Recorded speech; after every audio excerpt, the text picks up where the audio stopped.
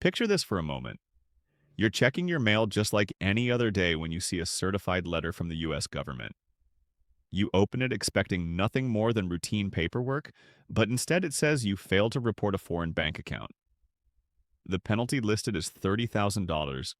Your US bank accounts are frozen, and if you're a green card holder or applying for citizenship, your immigration case is suddenly at risk. All of this because of a small account overseas you barely use. Maybe one you opened decades ago. Maybe one with just a few $1,000s in it. Now let me be very clear right from the start. This is not a scary story meant to panic you. This is exactly the kind of situation that is going to become shockingly common under a brand new banking rule taking effect in 2026. And if you are over 60 years old, a green card holder, or someone who was not born a US citizen, this change could affect you far more than you realize. Most people assume that if an account is small, inactive, or back home, it doesn't matter. They assume that because they've filed their taxes honestly for years, they're safe. But the rules are changing in a way that removes those assumptions completely. What used to slip by unnoticed will now be flagged automatically.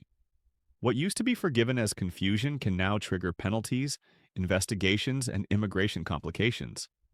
The good news is this: if you understand what's coming and you prepare the right way, you can protect yourself entirely. You can avoid penalties, you can avoid audits, and you can avoid problems with your immigration status. By the end of this video, you'll know exactly what this new rule is, why it targets seniors and immigrants, and what simple steps you can take right now to stay safe. So, take a breath. You're not in trouble. You're here early, and that puts you in the strongest possible position. Hi, I'm Sofia. For years, I've helped seniors, immigrants, and green card holders make sense of complicated U.S. financial and immigration rules that often feel overwhelming and unfair. I work with people who are retired on fixed incomes, people supporting family members overseas, and people trying to build a secure life in the United States while doing everything the right way. I know how stressful this can feel when you're managing retirement, medical expenses, or immigration paperwork. The last thing you expect is for a forgotten bank account in another country to suddenly become a major legal issue. Most people I speak to are not trying to hide anything. They simply didn't know the rules existed, or they assumed the rules didn't apply to them. That's exactly why this new 2026 banking rule is so dangerous. Not because it targets criminals, but because it catches honest people who never realized they were at risk. And unfortunately, the government is not doing a good job explaining these changes in plain, simple language. Important details are buried in technical documents that most people will never see until it's too late. My goal here is different. I'm not going to use legal jargon. I'm not going to talk down to you. And I'm not here to scare you. I'm here to explain what's changing, why it matters, and how you can protect yourself step by step. Nothing more, nothing less. Over the next several minutes, I'm going to walk you through exactly what this new banking report rule is, who it affects, why seniors and immigrants are being singled out, and what actions you should start taking today, not in 2027 when the first penalties start showing up. If these rules apply to you, you'll know it. And if they don't, you'll have peace of mind knowing exactly where you stand, because knowledge is protection. And right now, knowing what's coming could save you from a financial and emotional nightmare that is completely avoidable. So let's talk about what is actually changing, because this is where everything begins. Starting with the 2026 calendar year, which means the tax returns and reports you'll file in early 2027, the U.S. government is rolling out what it calls an enhanced foreign account mandatory reporting system. That sounds technical, but the impact is very real and very personal for millions of people. This is not a minor update to an old form. It's a major expansion of how foreign financial accounts are tracked, reported, and enforced. And for the first time, the rules are being applied differently depending on your age and where you were born.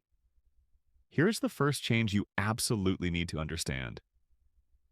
The reporting threshold for foreign bank accounts is being dramatically lowered for specific groups of people. Under the old system, you generally only had to worry about reporting foreign accounts if the combined value of all of them went over $10,000 at any point during the year. For many people, that meant these rules never came up at all. That $10,000 threshold is staying in place for younger people who were born in the United States. But if you are over the age of 60 or if you were not born a U.S. citizen, that threshold drops sharply. In most cases, it drops to just $5,000. And for some people, depending on immigration status or where they are in the citizenship process, it can drop even lower, sometimes to around $3,000. Think about what that really means. An account with a few $1,000s that you've never thought twice about can now trigger mandatory reporting. A small savings account you keep in your home country for emergencies or family visits can suddenly fall under strict scrutiny. Even if you only cross that lower threshold for a single day during the year, the reporting requirement is triggered. And here's the part that surprises most people. This isn't about how much income the account generates. It's not about whether you withdrew money. It's about the highest balance the account reached at any point during the year. So if you briefly deposited money, sold a small asset, or received a one-time payment that pushed the balance over the limit, that alone can create a reporting obligation. Now, that's only the first change. The second change is just as important, and it's where many people get caught without even realizing it. The definition of what counts as a foreign financial account is being expanded significantly. Under the old rules, most people thought only of basic checking or savings accounts. But under the new system, the net is much wider. Foreign retirement accounts now count. That includes pensions, employer retirement plans, and government retirement benefits held outside the United States. Life insurance policies issued by foreign companies that have any cash value now count. Prepaid debit cards issued by foreign banks count. Digital wallets held with foreign financial institutions count.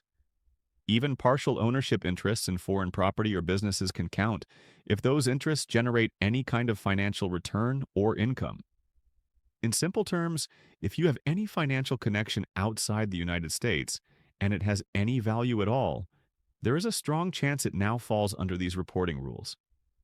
This is especially true for immigrants and seniors who maintained financial ties long before these rules existed, or before they ever imagined they would matter in the U.S. Many people hear this and think, but that's not really an account. That's just something I've always had. Unfortunately, the new system doesn't care how you think about it. It only cares whether the asset exists, where it's located, and whether its value crosses the new, much lower threshold. And this is where things start to feel overwhelming for people because when you begin to add up a small pension here, a modest savings account there, and a life insurance policy you haven't looked at in years, you can cross the threshold without ever realizing it. But before you start feeling anxious, there's something even more important you need to understand. Because these changes aren't just about what you're required to report. They're about how the government now finds out when something is missing. And that next change is the one that removes almost all room for error. Here's where this new system truly changes everything.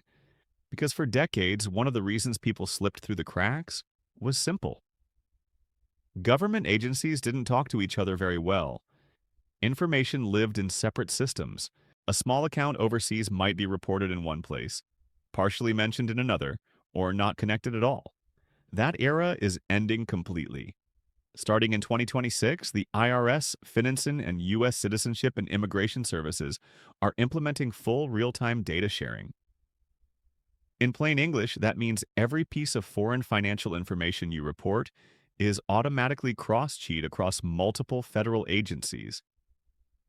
If something appears in one system but not another, the computer flags it instantly. There is no human judgment call first. There is no, "this seems minor." The system simply generates a notice. So if a foreign bank reports an account linked to you, but that account doesn't appear on your tax return or foreign account reports, it's detected. If you answer no to a foreign account question on your tax return, but FinCEN has data showing otherwise, that inconsistency is flagged. If USCIS is reviewing your immigration file and sees unresolved financial compliance issues, they see that immediately without requesting anything from you first. This is what makes the new rules so unforgiving. It's not that penalties are new, it's that mistakes are now far more likely to be discovered automatically. There is almost no room left for something to be overlooked simply because it seemed too small or too old to matter. And as part of this same shift, the government is eliminating most of the exemptions people relied on in the past. Under the old rules, some accounts didn't need to be reported if they were inactive. Some jointly held family accounts fell into gray areas. Some people assumed that accounts opened decades ago or accounts used only once a year didn't really count. Those assumptions no longer apply. Under the new system, if you meet the age or citizenship criteria and you have a foreign financial connection above the new lower threshold, you must report it. It does not matter how often you use it. It does not matter who else is on the account. It does not matter how long ago it was opened. If it exists, it must be disclosed. Period. Now at this point, almost everyone asks the same question. Why seniors? Why immigrants? Why create stricter rules for certain groups of people? And it's a fair question. According to government studies conducted over the past several years, seniors over 60 and immigrants are statistically the most likely groups to have unreported foreign financial accounts. Not because they're doing anything wrong, but because their lives are more likely to span multiple countries. Seniors often worked overseas, retired abroad for periods of time, or maintained accounts in other countries long before these reporting rules existed. Many simply never realized U.S. law requires reporting worldwide financial assets, no matter how small or how old. Immigrants face the same issue for different reasons. Millions of people who move to the United States keep financial ties to their home countries. They support parents, they hold on to small retirement savings, they own partial interests in family homes or businesses. From their perspective, those accounts are separate from their American life. But under U.S. law, they are absolutely not separate.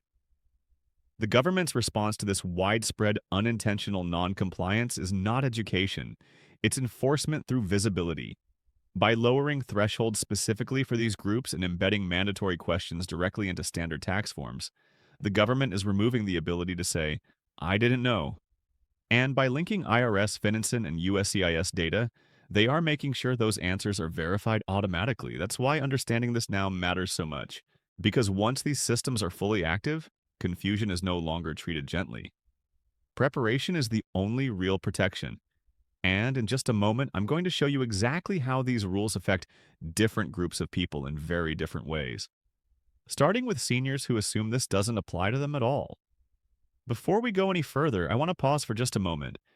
If what you're hearing right now is new to you, or if it's making you realize you might need to take a closer look at your own situation, please take 1 second to like this video. Not for the algorithm, but because the more people who see this, the more seniors and immigrants can learn about these changes before they accidentally put themselves in serious trouble. These rules are complicated, and the government is not explaining them in a way most people can understand.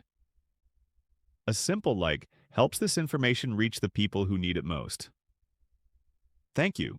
Now, let's talk about how these new rules affect different groups of people, because the impact is not the same for everyone. And this is where a lot of dangerous assumptions come into play. If you are over the age of 60 and you were born in the United States, you might be thinking, this doesn't really apply to me. I'm not an immigrant. I've been a citizen my whole life. That assumption could get you into real trouble.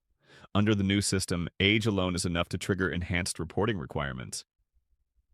Any person over 60 who has any foreign financial connection will now face much more detailed questions on their annual tax return.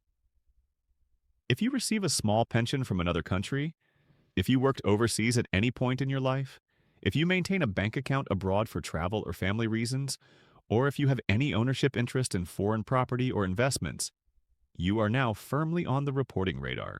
What's changed is not just whether you have to answer these questions, but how detailed those answers must be.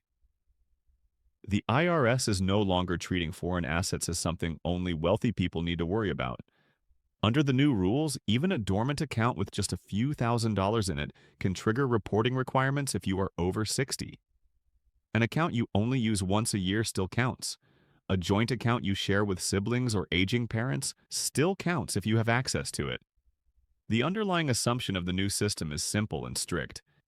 If any foreign financial connection exists, it must be reported completely and accurately. The system is designed to assume nothing and verify everything. That means guessing, skipping questions, or thinking this probably doesn't matter is no longer safe. For many seniors, this is especially unsettling because these accounts often feel like part of a past life. something you set up decades ago and barely think about anymore. But the system doesn't care how emotionally distant the account feels. It only cares that it exists and that it meets the reporting criteria. And in the next section, we're going to talk about a group that faces even higher stakes under these rules because for them, a financial reporting mistake can directly impact their right to stay in the United States. If you are a green card holder, the stakes under these new rules are significantly higher, and this is where financial compliance and immigration status become tightly connected. As a lawful permanent resident, you are already required to follow the same tax and financial reporting rules as U.S. citizens. That has always been true. What's new is how closely those records are now being examined by immigration authorities. When a green card holder applies for U.S. citizenship, USCIS conducts a detailed review of their tax history as part of the good moral character requirement under the new real-time data sharing system. USCIS doesn't have to ask you for this information. They see it automatically. They can see whether you answered foreign account questions correctly on your tax returns. They can see whether required foreign account reports were filed, and they can see whether the information matches across different forms and agencies. Here's the part many people don't realize. Even if a failure to report was completely unintentional, it can still create serious problems. It doesn't automatically mean your citizenship application will be denied, but it can trigger delays, additional interviews, requests for documents, and referrals for further review. In more serious cases, repeated or significant reporting failures can be used as evidence that you do not meet the good moral character standard. That's why green card holders need to be especially careful under the 2026 rules. Waiting until you apply for citizenship to fix financial reporting mistakes is risky. By that point, USCIS may already be looking at unresolved issues. Being proactive now gives you control. Waiting gives the system control. Now, if you're a naturalized citizen, you might think this no longer applies to you. After all, you're fully American. Now, unfortunately, that assumption is not correct. The new regulations specifically include naturalized citizens in the enhanced reporting group. The government's reasoning is straightforward. People who were not born in the United States are statistically more likely to maintain long-term financial connections to other countries, even decades after becoming citizens. So even though you have the same legal rights and responsibilities as any other U.S. citizen, you are still subject to the lower reporting thresholds and increased scrutiny if you were born abroad. That surprises a lot of people, and it's one of the reasons so many naturalized citizens are caught off guard by these changes. And finally, if you are in the United States on a work visa, student visa, or other long-term temporary status, these rules can matter just as much. If you meet the substantial presence test for U.S. tax purposes, you're required to file U.S. tax returns and comply with foreign account reporting rules. For people who hope to apply for green cards or citizenship in the future, your tax compliance history follows you. Problems now can resurface years later when you least expect them. So whether you are a green card holder, a naturalized citizen, or a long-term visa holder, the message is the same. Financial compliance is no longer just about taxes. It's about your future in the United States. And next, I'm going to show you exactly what you can do, starting today, to protect yourself before these rules fully take effect. Now let's shift from risk to control because this is the part that actually protects you. Instead of worrying about what might happen, the smartest thing you can do is take a few practical steps right now while you still have time. This is your action plan. And the good news is it's far more manageable than most people expect. Step number 1 is to create a complete inventory of every foreign financial connection you have. And when I say complete, I mean everything, even the things that feel small or unimportant. Sit down with a piece of paper or open a document and start listing every foreign bank account you've ever had access to. Include accounts that are mostly empty, accounts you rarely use, and accounts you opened decades ago and forgot about. Write down any foreign retirement accounts or pension funds, even if you are not currently receiving payments. Include life insurance policies issued by foreign companies if they have any cash value. List any foreign investment or brokerage accounts. And don't forget ownership interest in foreign property or businesses, even if you only own a small percentage, or the property doesn't generate income right now. For each item, note the name of the financial institution, the country where it's located, the approximate value or balance, and whether the account is in your name alone or jointly held with someone else. If you have old statements or documents, gather them and keep them together. This single step prevents more problems than almost anything else because most enforcement cases start with missing or incomplete information. Step number 2 is to review your past FBAR filing history immediately. The FBAR or Foreign Bank Account Report has been around for years.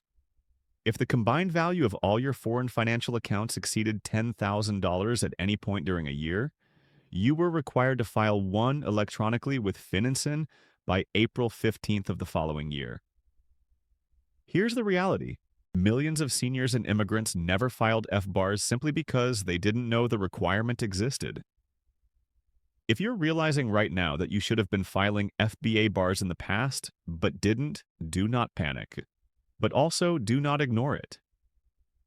The IRS and FinCEN offer streamlined filing procedures that allow people to correct past mistakes with reduced penalties if the failure was not intentional. The absolute worst thing you can do is recognize a problem and hope it goes away on its own. Under the new data sharing system, unreported accounts are far more likely to be discovered. Taking action voluntarily before the government contacts you puts you in a much stronger position and can save you from massive penalties later. And next, I'm going to show you how to prepare for the new 2026 reporting requirements themselves, so you're not scrambling at the last minute when these rules officially take effect. Step number 3 is to start preparing now for the new 2026 reporting requirements, especially if you believe your foreign financial assets might exceed the lower thresholds. Because once those thresholds drop, many people who have never had to file detailed foreign account reports before will suddenly be required to do so. Waiting until tax season in 2027 will make this far more stressful than it needs to be. Begin gathering documentation early. This means collecting bank statements, account balance confirmations, and records showing the highest value of each account during the year. In many cases, you'll need to contact foreign banks or financial institutions to obtain older statements or official balance letters. That process can take weeks or even months, especially if the institution is overseas or if language barriers are involved. Starting now gives you time to do this calmly and correctly. You'll also need to convert foreign currency amounts into US dollars using appropriate exchange rates for the relevant dates. This sounds simple, but it's one of the most common places people make mistakes. Using the wrong date or the wrong rate can cause reporting inconsistencies that trigger questions later. Keeping clear records of how you calculated these amounts is just as important as the numbers themselves. Step number 4 is to make absolutely sure you are correctly reporting all foreign income. This is especially important for seniors who receive pensions, annuities, or Social Security type payments from other countries. Many people assume that if income is taxed abroad, it doesn't need to be reported in the United States.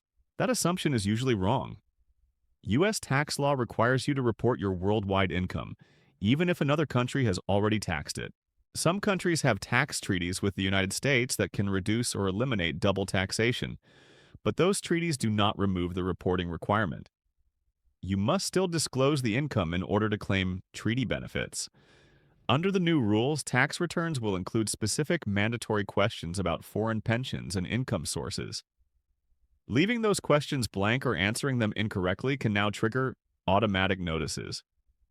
Step number 5 is something many people underestimate, but it can protect you more than almost anything else.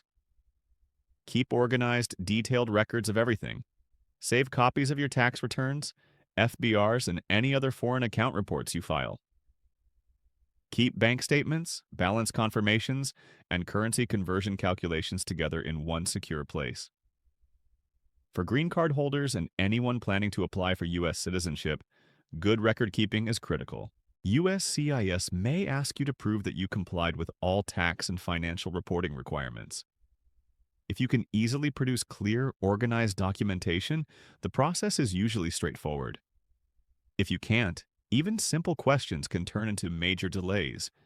Many cases are delayed not because someone did something wrong, but because they can't prove they did things right. And in the next section, I'm going to share a real story that shows exactly what can happen when people aren't prepared for changes like this and why taking action now can spare you from an experience you never want to have. To really understand why all of this matters, let me tell you about someone I helped. This is a real situation and I'm sharing it so you can see exactly how these rules play out in real life. Maria was 72 years old. She immigrated to the United States from the Philippines nearly 30 years ago, became a permanent resident, worked hard her entire life, and retired on a very modest Social Security income. Back in the Philippines, she kept a small savings account with about $8,000 in it. She used it once a year when she visited family and to help pay for medical care for her elderly mother. From Maria's point of view, that account had nothing to do with her life in America. It was small. It was far away and it barely changed from year to year. Maria always filed her U.S. tax returns honestly. She reported her Social Security income, claimed the standard deduction, and never owed taxes. Because her income was low, she assumed everything was fine. What Maria didn't know was that she was supposed to report that foreign bank account. No one ever explained FBR rules to her. The instructions were buried in technical publications she never saw. For more than 15 years, nothing happened.